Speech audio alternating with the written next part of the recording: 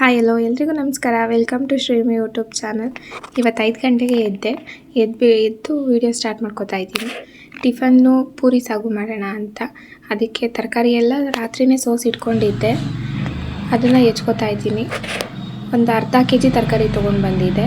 ಇಬ್ಬರಿಗೆ ಅಲ್ವಾ, ಜಾಸ್ತಿ ಬೇಡ ಅಂತ ಅದೆಲ್ಲ ಸಣ್ಣದಾಗಿ ಹೆಚ್ಕೋತಾ ಇದ್ದೀನಿ. ಹುಳಿ ಚೊಟ್ಟೆಲ್ಲ ರಾತ್ರಿ ಸೋಸ್ಕೊಂಡಿರೋದ್ರಿಂದ ಬೆಳಗ್ಗೆ ಹೆಚ್ಕೊಳ್ಳುವಾಗ ಸ್ವಲ್ಪ ಈಸಿ ಆಯಿತು. ಅದಕ್ಕೆ ರಾತ್ರಿಯೇ ಸೋಸಿಟ್ಕೊಬಿಟ್ಟಿದ್ದೆ. ನಮ್ಮ ಮನೆಯವ್ರು ಇನ್ನೂ ಮಲಗಿದ್ದಾರೆ. ನಾನಿದ್ದು ಸೋಸ್ಕೊಂಡು ಅವ್ರಿಗೆ ಟಿಫನ್ ಮಾಡಬೇಕು. ಅವರಿಗೆ 8 ಗಂಟೆ ಅಷ್ಟೊತ್ತಿಗೆ ಡ್ಯೂಟಿಗೆ ಹೋಗಬೇಕು. ಆದರೆ ನಾನು ಟಿಫನ್ನು ಬೇಗನೆ ಮಾಡಬೇಕಲ್ವ, ಅದಕ್ಕೆ ಬೇಗ ಇದ್ದಿದ್ದೆ. ಇನ್ನು ತರಕಾರಿ ಸಾಗು ಎಲ್ಲ ಮಾಡಬೇಕಂದ್ರೆ ತರಕಾರಿ ಹೆಚ್ಕೊಂಡು ಲೇಟ್ ಆಗುತ್ತೆ, ಅದಕ್ಕೆ ಬೇಗ ಇದ್ದಿದ್ದೆ. ನಾನು ಇಬ್ಬರಿಗಾಗಿರೋದ್ರಿಂದ ಅರ್ಧ kg ತರಕಾರಿ ತೊಗೊಂಡ್ಬಂದಿದ್ದೀನಿ. ಮಿಕ್ಸು ಹುಳಿ ಚೊಟ್ಟು ಮತ್ತು ಟೊಮೊಟೊ, ಆಲೂಗೆಡ್ಡೆ, ಕ್ಯಾರೆಟು, ಕ್ಯಾಪ್ಸಿಕಮ್ಮು ಇದಿಷ್ಟು ತೊಗೊಂಡು ಬಂದಿದ್ದೆ. ನನಗೆ ಗೆಡ್ಡೆಕೋಸು ಆ ಥರ ಎಲ್ಲ ಹಾಕೋದೆಲ್ಲ ಇಷ್ಟ ಆಗಲ್ಲ, ಅದಕ್ಕೆ ನಾನು ಅದೆಲ್ಲ ಏನು ತರಕ್ಕೆ ಹೋಗಲ್ಲ. ಸಾಕು, ನಮಗೆ ಸಿಂಪಲಾಗಿ ಇಷ್ಟೇ. ನಾನು ಯಾವ ಥರ ಪೂರಿ ಸಾಗು ಮಾಡ್ತೀನಿ ಅಂತ ಈ ವಿಡಿಯೋದಲ್ಲಿ ತೋರಿಸ್ಕೊಡ್ತೀನಿ, ಎಲ್ಲೂ ಸ್ಕಿಪ್ ಮಾಡಿದೆ ನೋಡಿ. ಹುಳಿ ಚೊಟ್ಟು ಈ ಥರ ಸಣ್ಣಕ್ಕೆ ಫುಲ್ಲು ಹೆಚ್ಕೊಂಡಾದ್ಮೇಲೆ ಆಲೂಗೆಡ್ಡೆ ತೊಗೊಂಡಿದ್ದೀನಿ. ಒಂದು ಆಲೂಗೆಡ್ಡೆ ತೊಗೊಂಡಿದ್ದೀನಿ. ಅದು ಆಲೂಗೆಡ್ಡೆನೂ ಅಷ್ಟೇ ಫುಲ್ಲು ಸಣ್ಣದಾಗಿ ಹೆಚ್ಕೋತಾ ಇದ್ದೀನಿ. ಸಣ್ಣದಾಗಿ ಎಂತಕ್ಕೆ ಅಂದರೆ ಸಾಗುಗಲ್ವಾ, ತುಂಬ ದಪ್ಪ ಅಂದರೆ ಚೆನ್ನಾಗಿರಲ್ಲ. ಬೇರೆಯವ್ರಿಗೆ ಹೆಂಗೋ ಗೊತ್ತಿಲ್ಲ, ನನಗೆ ಅಷ್ಟೊಂದು ಇಷ್ಟ ಆಗಲ್ಲ. ನನಗೆ ಸಣ್ಣಕ್ಕೆ ಇರಬೇಕು, ಅದಕ್ಕೆ ನಾನು ಅದನ್ನು ಫುಲ್ಲು ಸಣ್ಣದಾಗಿ ಹೆಚ್ಕೋತಾ ಇದ್ದೀನಿ. ತರಕಾರಿ ಸಣ್ಣ ಹೆಚ್ಕೊಳ್ಳೋದ್ರಿಂದ ನಾವು ಬೇಯಿಸ್ಕೊಂಡಾಗ ಫುಲ್ಲು ನೀಟಾಗಿ ಮ್ಯಾಶ್ ಆಗಿರುತ್ತೆ. ಆವಾಗ ನೀಟಾಗಿ ಸಾಗು ಥರ ಟೇಸ್ಟ್ ಕೊಡುತ್ತೆ. ತುಂಬ ಬೆಂದಿರುತ್ತಲ್ಲ, ಆವಾಗ ಚೆನ್ನಾಗಿ ಟೇಸ್ಟ್ ಕೊಡುತ್ತೆ. ದಪ್ಪ ದಪ್ಪ ಹೆಚ್ಕೊಂಡ್ಬಿಟ್ರೆ ಅಷ್ಟು ಚೆನ್ನಾಗಿರಲ್ಲ, ನನಗೆ ಅಷ್ಟು ಇಷ್ಟ ಆಗಲ್ಲ. ನಿಮ್ಗೆ ಹೆಂಗೆ ಬೇಕೋ ಆ ಥರ ಹೆಚ್ಕೊಳ್ಳಿ, ಬಟ್ ಸಣ್ಣ ಹೆಚ್ಕೊಂಡ್ರೆ ಚೆನ್ನಾಗಿರುತ್ತೆ. ಒಂದು ಸಲ ಟ್ರೈ ಮಾಡಿ. ಇಷ್ಟ ಆಗಿಲ್ಲ ಅಂದರೆ ನೀವು ದಪ್ಪನೇ ಹೆಚ್ಕೊಂಡು ಮಾಡ್ಕೊಳ್ಳಿ. ಕ್ಯಾರೆಟು ಅಷ್ಟೇ ಒಂದು ತೊಗೊಂಡಿದ್ದೀನಿ, ಮೀಡಿಯಮ್ ಸೈಜ್ ಒಂದು ಕ್ಯಾರೆಟು. ಅದನ್ನು ಅಷ್ಟೇ ಫುಲ್ಲು ಸಣ್ಣಕ್ಕೆ ನೀಟಾಗಿ ಹೆಚ್ಕೊಳ್ಳಿ. ನಾನು ಇಷ್ಟೇ ಸಾಗುಗೆ ತರಕಾರಿ ಹಾಕೋದು. ನಿಮ್ಗೇನಾದರೂ ಆ್ಯಡ್ ಮಾಡಬೇಕು ಅಂತ ಅನಿಸಿದ್ರೆ ಮಾಡ್ಕೊಳ್ಳಿ. ನಿಮ್ಗೆ ಯಾವ್ಯಾವ ತರಕಾರಿ ಇಷ್ಟ ಅದನ್ನೆಲ್ಲನ ಸಾಗು ಮಾಡೋಕ್ಕಲ್ವಾ, ನೀವು ಎಷ್ಟು ಯಾವ ಥರ ತರಕಾರಿ ಬೇಕಾದರೂ ಹಾಕ್ಕೊಳ್ಳಿ. ಇದು ನಾನು ತೋರಿಸ್ತಿರೋದು ಬರೀ ಇಬ್ಬರಿಗಷ್ಟೇ ಕ್ವಾಂಟಿಟಿ. ನಾವಿಬ್ಬರೇ ಇರೋದು, ನಾನು ನಮ್ಮ ಮನೆಯವರು, ಹಾಗಾಗಿ ನಾವಿಬ್ಬರಿಗೆ ಮಾಡ್ಕೊತಾ ಇದ್ದೀನಿ. ಕ್ಯಾಪ್ಸಿಕಮ್ನ ಫುಲ್ಲು ಅದು ತೊಟ್ಟೆಲ್ಲ ತೊಗೊಂಬಿಟ್ಟು ಸಣ್ಣಕ್ಕೆ ಹೆಚ್ಕೋಬೇಕು. ನಿಮಗೆ ಯಾವ ಥರ ಬೇಕೋ ಆ ಥರ ಹೆಚ್ಕೊಳ್ಳಿ, ಅದೇನು ಬೇಗ ಮ್ಯಾಶ್ ಆಗುತ್ತಲ್ಲ, ಹಾಗಾಗಿ ನಿಮ್ಗೆ ಯಾವ ಥರ ಬೇಕೋ ಆ ಥರ ಹೆಚ್ಕೊಳ್ಳಿ. ನಾನು ಸಣ್ಣಗೆ ಹೆಚ್ಕೋತಾ ಇದ್ದೀನಿ, ನೀಟಾಗಿ ಫುಲ್ ಬೆಂದರೆ ಚೆನ್ನಾಗಿರುತ್ತೆ ಅಂತ ಈ ಥರ ಫುಲ್ಲು ಸಣ್ಣಗೆ ಹೆಚ್ಕೊಂಡೆ. ನಾನು ಉಮ್ಮಿ ಇಬ್ಬರು ಕೆಲ್ಸಕ್ಕೆ ಹೋಗೋದ್ರಿಂದ ನಾನೇ ಬೇಗ ಎದ್ದು ಅಡುಗೆ ಮಾಡ್ಕೊಂಡು ಕೊಡಬೇಕು. ಉಮ್ಮಿಗೆ ಪಾಪ ಕೆಲಸ ಮಾಡಿ ಸಾಕಾಗಿರುತ್ತೆ, ಕೇಳೋಕ್ಕೂ ಆಗಲ್ಲ. ನಾನು ಹೆಲ್ಪ್ ಮಾಡಿಕೊಡಿ, ಸ್ವಲ್ಪ ಹೆಚ್ಕೊಡಿ ಅಂತೆಲ್ಲ.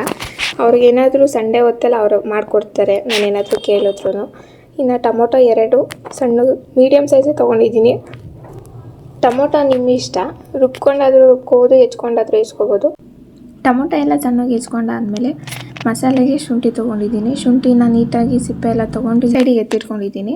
ಅದಾದಮೇಲೆ ಹಸಿರು ಮೆಣಸಿನ್ಕಾಯಿ ಎಷ್ಟು ಅಳತೆ ನೀವು ಕೌಂಟ್ ಮಾಡ್ಕೊಳ್ಳಿ. ನನಗೆ ಕೌಂಟಿಂಗಲ್ಲಿ ಅಷ್ಟು ಗೊತ್ತಾಗಲ್ಲ, ಅದಕ್ಕೆ ನಾನು ಇಡೀ ಲೆಕ್ಕದಲ್ಲಿ ತೊಗೊತೀನಿ. ಮತ್ತು ಒಗ್ಗರಣೆಗೆ ಒಂದು ಈರುಳ್ಳಿ ಸಣ್ಣದಾಗಿ ಹೆಚ್ಕೋತಾ ಇದ್ದೀನಿ. ನೀವು ಖಾರ ಜಾಸ್ತಿ ತಿಂತೀರಾ ಅಂದರೆ ಹಸಿರು ಮೆಣಸಿನ್ಕಾಯಿ ಸ್ವಲ್ಪ ಜಾಸ್ತಿನೇ ಹಾಕ್ಕೊಳ್ಳಿ. ನಾನು ಹಾಕಿರೋ ಮೆಣಸಿನ್ಕಾಯಿ ಖಾರ ಇದೆ, ಅದಕ್ಕೆ ನಾನು ಅಷ್ಟು ಹಾಕ್ಕೊಂಡಿದ್ದೀನಿ. ಒಂದು ಅಂದಾಜು ಹೇಳ್ಬೇಕಂದ್ರೆ ಒಂದು 15 ಮೆಣಸಿನ್ಕಾಯಿ ಹಾಕ್ಕೊಂಡಿದ್ದೀನಿ. ಖಾರಕ್ಕೆ ರುಬ್ಕೊಳ್ಳೋಕ್ಕೆ ಕೊತ್ತಂಬರಿ ಸೊಪ್ಪು, ಶುಂಠಿ, ಬೆಳ್ಳುಳ್ಳಿ, ಚಕ್ಕೆ ಲವಂಗ, ಚಕ್ಕೆ ಪುಡಿ ಮಾಡಿ ಇಟ್ಕೊಂಡಿದ್ದೀನಿ, ಅದಕ್ಕೆ ನಾನು ಪುಡಿ ಹಾಕೋತಾ ಇದ್ದೀನಿ. ಮತ್ತು ಪುದೀನ ಸೊಪ್ಪು, ಸ್ವಲ್ಪ ಕಡಲೆ ಹಾಕ್ಕೊಳ್ಳಿ. ಇದರಲ್ಲಿ ನಾನು ತೋರಿಸೋದು ಮರೆತುಬಿಟ್ಟಿದ್ದೀನಿ. 1 2 ಸ್ಪೂನಷ್ಟು ಕಡಲೆ ಹಾಕ್ಕೊಳ್ಳಿ. ಅದೆಲ್ಲ ಫುಲ್ಲು ಸಣ್ಣಗೆ ರುಬ್ಕೊಂಡಾದಮೇಲೆ ಒಂದು ಒಗ್ಗರಣೆಗೆ ಕುಕ್ಕರ್ ಇಡ್ತಾಯಿದ್ದೀನಿ. ಅದಕ್ಕೆ ಒಂದು 2 ಸ್ಪೂನಷ್ಟು ಎಣ್ಣೆ ಹಾಕ್ತಾಯಿದ್ದೀನಿ. ಅದು ಎಣ್ಣೆ ಕಾದ್ಮೇಲೆ ಸ್ವಲ್ಪ ಸಾಸಿವೆ, ಅದು ಚಟಪಟ ಅಂತ ಸ್ವಲ್ಪ ಸಿಡಿಲಿ. ಅದಾದಮೇಲೆ ಸಣ್ಣಕ್ಕೆ ಹೆಚ್ಕೊಂಡು ಇಟ್ಕೊಂಡಿದ್ವಲ್ಲ ಫಸ್ಟೇ, ಆ ಈರುಳ್ಳಿನ ಹಾಕ್ಕೊಬೇಕು. ಅದನ್ನು ಸ್ವಲ್ಪ ಎಣ್ಣೆಲಿ ನೀಟಾಗಿ ಫ್ರೈ ಮಾಡ್ಕೊಳ್ಳಿ, ಸ್ವಲ್ಪ ಹಸಿ ವಾಸನೆ ಅದು ಈರುಳ್ಳಿದೆಲ್ಲ ಹೋಗೋ ತನಕ. ಅದಾದಮೇಲೆ ರುಬ್ಕೊಂಡು ಇಟ್ಕೊಂಡಿದ್ವಲ್ಲ ಮಸಾಲೆನ, ಅದನ್ನು ಹಾಕ್ಕೊಬೇಕು. ಯಾಕೆ ನಾನು ಮೊದಲೇ ಹಾಕೋತಾ ಇದ್ದೀನಿ ಅಂದರೆ ಇದಕ್ಕೆ ಹಸಿರು ಮೆಣಸಿನ್ಕಾಯಿ ಮತ್ತು ಮಸಾಲೆ ಐಟಮ್ ಎಲ್ಲ ಹಾಕಿರೋದ್ರಿಂದ ಗ್ಯಾಸ್ಟ್ರಿಕ್ ಪ್ರಾಬ್ಲಮ್ ಆಗುತ್ತೆ. ಸ್ವಲ್ಪ ಎಣ್ಣೆಯಲ್ಲಿ ಫ್ರೈ ಮಾಡಿದ್ರೆ ಸ್ವಲ್ಪ ಮಟ್ಟಿಗೆ ಕಮ್ಮಿ ಆಗುತ್ತೆ ಅಂತ. ಅದಾದಮೇಲೆ ಬಟಾಣಿ ಮತ್ತು ಹೆಚ್ಕೊಂಡಿರೋ ತರಕಾರಿ ಪ್ರತಿಯೊಂದೂ ಹಾಕ್ಕೊಬೇಕು. ಹಾಕ್ಕೊಂಡು ಫುಲ್ಲು ಮಿಕ್ಸ್ ಮಾಡ್ಕೊಬೇಕು. ತರಕಾರಿನೆಲ್ಲ ಫುಲ್ಲು ಮಿಕ್ಸ್ ಮಾಡ್ಕೊಂಡಾದಮೇಲೆ ರುಚಿಗೆ ತಕ್ಕಷ್ಟು ಉಪ್ಪು ಹಾಕ್ಕೊಳ್ಳಿ. ಒಂದು 2 ಸ್ಪೂನಷ್ಟು ಹಾಕ್ಕೊಳ್ಳಿ. ನಾನು ಕಲ್ಲುಪ್ಪು ಹಾಕ್ಕೊಂಡಿರೋದು, ನಿಮಗೆ ಬೇಕಂದರೆ ಸಣ್ಣ ಉಪ್ಪು ಹಾಕ್ಕೊಳ್ಳಿ. ಅದಾದಮೇಲೆ ಹೆಚ್ಚಿಕೊಂಡಿದ್ದು ಟೊಮೊಟೊ ಮತ್ತು ಕ್ಯಾಪ್ಸಿಕಮ್ನು ಲಾಸ್ಟಲ್ಲಿ ಹಾಕೋತಾ ಇದ್ದೀನಿ. ಹಾಕ್ಕೊಂಡು ಸ್ವಲ್ಪ ಧನಿಯಾ ಪುಡಿ ಹಾಕೋಬೇಕು. ಧನಿಯಾ ಪುಡಿ ಹಾಕ್ಕೊಂಡ್ರೆ ಟೇಸ್ಟ್ ಚೆನ್ನಾಗಿರುತ್ತೆ. ಧನಿಯಾ ಪುಡಿ ಸ್ವಲ್ಪ ಹಾಕ್ಕೊಳ್ಳಿ. ಹಾಕ್ಕೊಂಡು ನೀರು ಹಾಕ್ಕೊಬೇಕಲ್ಲ ಸ್ವಲ್ಪ, ಅದಕ್ಕೆ ನಾನು ಮಿಕ್ಸಿ ಜಾರಲ್ಲಿ ಸ್ವಲ್ಪ ಖಾರ ಎಲ್ಲ ಇತ್ತಲ್ಲ ಅದನ್ನೇ ಹಾಕ್ಕೊಂಡೆ. ಅದು ಹಾಕ್ಕೊಂಡಾದ್ಮೇಲೆ ನಿಮಗೆ ನೋಡ್ಕೊಳ್ಳಿ ಅಳತೆ, ತರಕಾರಿ ಬೇಯೋಷ್ಟು ನೀರು ಇರಬೇಕು. ಒಂಚೂರು ಸ್ವಲ್ಪ ಜಾಸ್ತಿನೇ ಹಾಕ್ಕೊಳ್ಳಿ, ಏನಾಗಲ್ಲ. ಯಾಕಂದರೆ ಅದು ಫುಲ್ಲು ಬೆಂದು ಮ್ಯಾಶ್ ಆಗಬೇಕಲ್ಲ, ಹಾಗಾಗಿ ಅದೆಲ್ಲ ಬೇಯೋಕ್ಕೆ ಇಟ್ಟಾದಮೇಲೆ ಹಿಟ್ಟು ನೈಟೇ ಕಲಸಿಟ್ಟಿದ್ದೆ ಪೂರಿ ಮಾಡೋಕ್ಕೆ. ಇದಕ್ಕೆ ಸ್ವಲ್ಪ ಗೋಧಿ ಮತ್ತು ಮೈದಾ ಎರಡೂ ಮಿಕ್ಸ್ ಮಾಡ್ಕೊಂಡಿದ್ದೀನಿ. ಬರೀ ಮೈದಾ ಹಿಟ್ಟೆ ತೊಗೊಂಡಿಲ್ಲ ನಾನು. ಪೂರಿಗಲ್ವ ಸ್ವಲ್ಪ ಮೀಡಿಯಮ್ ಸೈಜಲ್ಲಿ ಉಂಡೆ ಮಾಡ್ಕೊತಾ ಇದ್ದೀನಿ. ನೈಟೇ ಕಲಸಿಟ್ಟಿರೋದ್ರಿಂದ ಚೆನ್ನಾಗಿ ನೆಂದಿದೆ ಹಿಟ್ಟು, ಸ್ಮೂತಾಗಿ ಬರ್ತಾ ಇದೆ.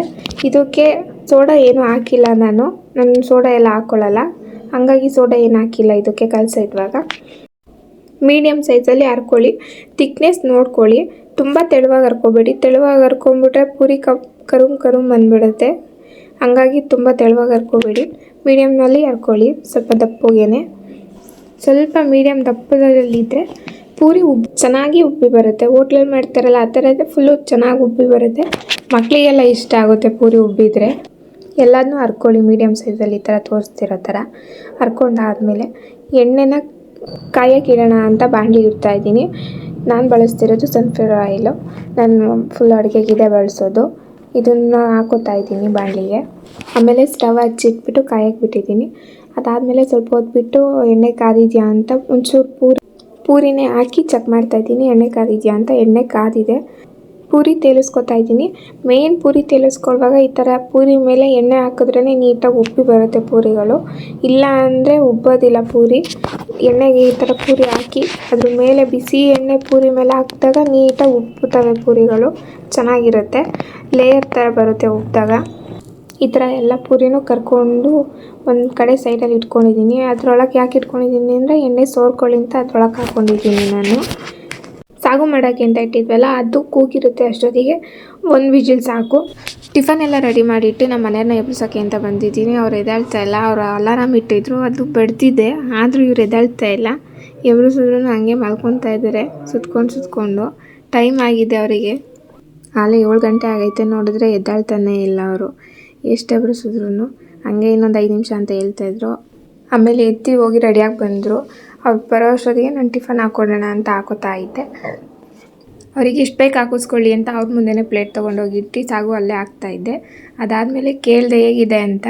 ಹ್ಞೂ ಅಂತ ಹೇಳಿದ್ರು. ಅವ್ರ ಎಕ್ಸ್ಪ್ರೆಷನ್ ಎಲ್ಲ ಕೊಡೋಕೆ ಹೋಗಲ್ಲ, ಹ್ಞೂ ಸಖತ್ತಾಗಿದೆ ಅಂತ ಹ್ಞೂ ಅಂತ ಹೇಳಿದ್ರು.